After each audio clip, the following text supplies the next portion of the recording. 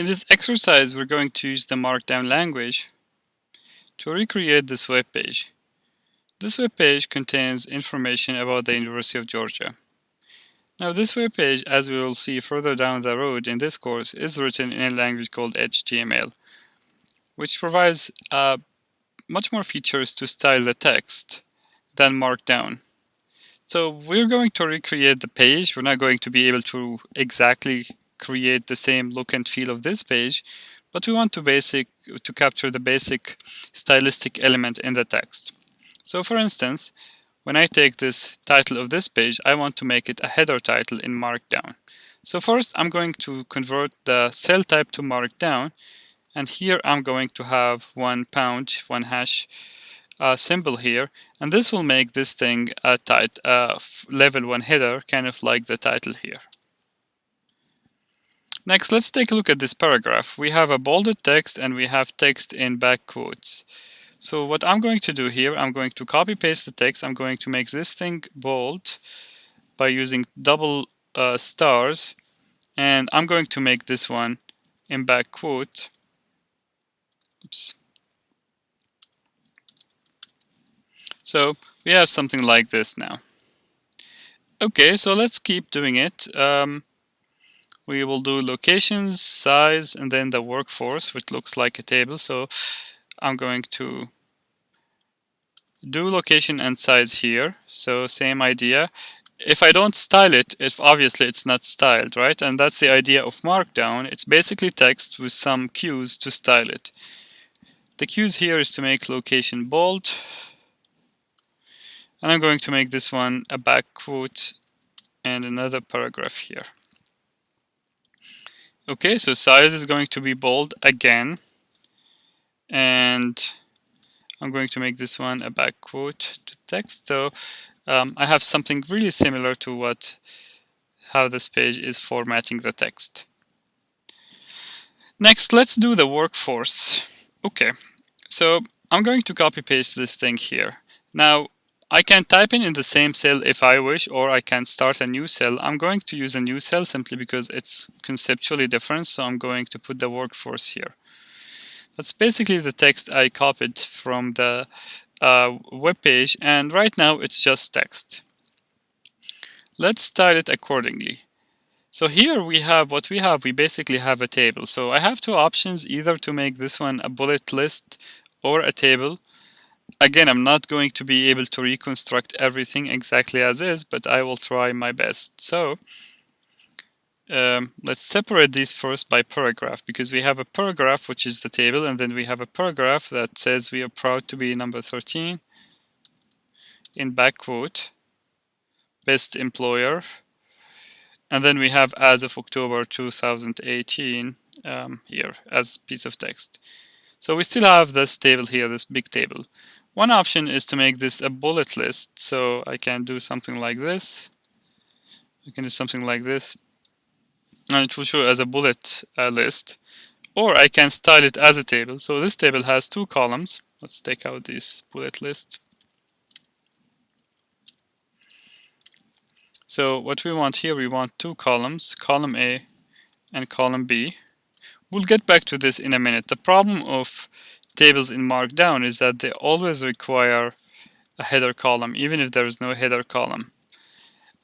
So in the first column here, we have faculty, and then the number of faculty here. And in the first column, second column, first column, second column here, and then the total, which will be here. Okay, so we have now a table in Markdown, and we have the column header here. Obviously, it doesn't exactly match here, especially that this one doesn't have a column header here. There are two options, either to omit this one, and this one, depending on the version of Notebook, you may or may not get it rendered properly. In my version, which I believe is a bit an older version, it doesn't render. Most likely on your end, it will render properly. What I usually do here, I put like a hidden white space character. So sometimes I put a small dot here, sometimes I put something else that really doesn't show up a lot. And we have to put some bolding here to bold it. So I'm going to put bold, bold, bold, bold, and bold at the total here. So going back, double click. Of course, I forget to bold the workforce. Let's bold it. And I'm going to bold the faculty, administrative,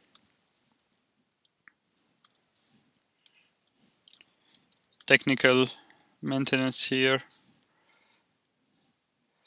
And I'm going to bold total here, as well as this one here. So you get something kind of similar in look and feel of the original web page. Alright, so let's take a look at what's next. We have the annual budget, and then we have research here. So let's do the annual budget.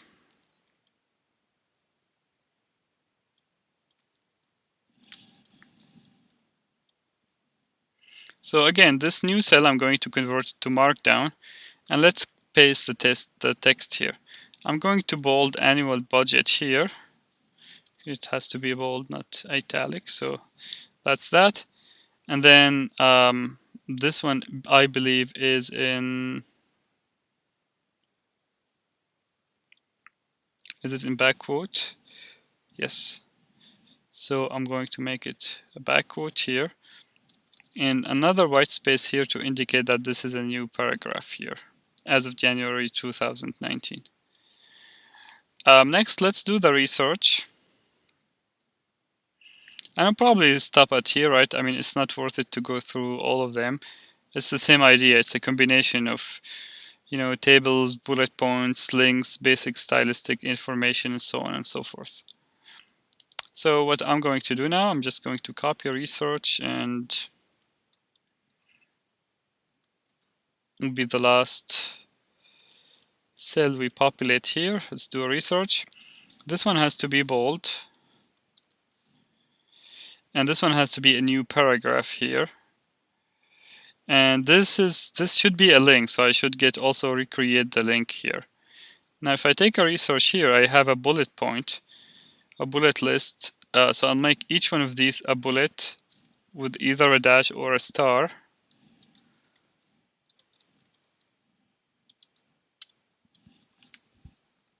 Okay. And I got something like this here.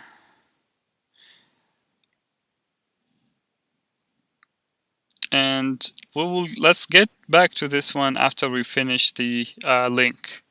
There is a reason this is looking like something like that, and we will get to it.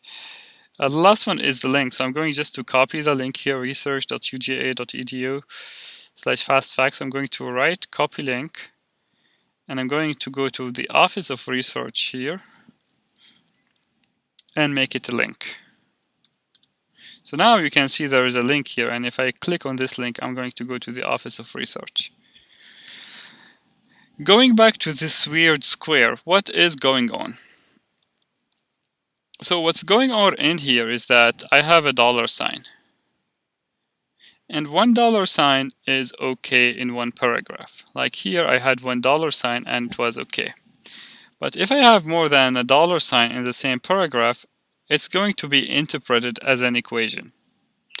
Remember what I told you in the previous lecture, in the introduction part, that whatever you type in between two $signs is going to be interpreted as an equation. So sum, for instance, is going to be the sum character, sum of x to the power of y, for instance. That's going to be interpreted as an equation using a language called LaTeX. Once again, we're not doing equation here. What you need to understand is that the notebook trying to interpret this whole thing as an equation. And it has some other special characters such as the and, which is creating this confusion for it. So if you have a $sign, if you have multiple $signs and you want to suppress interpreting them as an equation, you need to escape them. And you escape them by typing a slash in front of them. This is an important concept that we will see again when we do strings in Python, the concept of escaping a character. We want to suppress this character being treated as a special character, hence we escape it. So I'm going to escape this $sign. I'm going to escape this $sign. I'm going to escape this $sign. I think all of them are here. And as you can see here, now they are interpreted as proper $sign. Once again, this was not an issue because we had one, but we can still escape it if we wish to. It's not an issue. Okay. So again, the purpose of this exercise is to get some practice to Markdown. In the notebook environment, I usually use Markdown to provide some high-level technical documentation of the work.